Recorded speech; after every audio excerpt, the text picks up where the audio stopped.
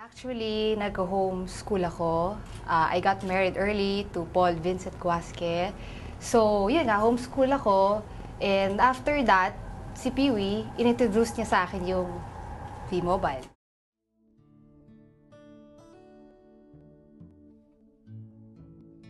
Nagkaroon ako ng income kahit I was studying lang. Kahit hindi na ako nag-work. Like, you know, like office and everything. Sa bahay ako, full-time mom.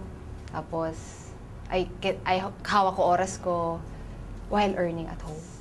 Ngayon na nag-V-Mobile kami, hawak na namin yung oras and nabibili na namin yung kailangan namin sa pamilya namin.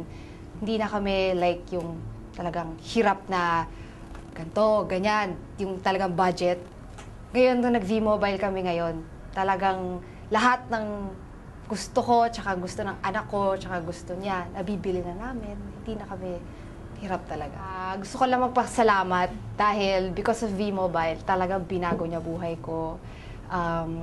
Lahat, pamilya ko, personality ko, lahat nabago niya lahat because of V-Mobile.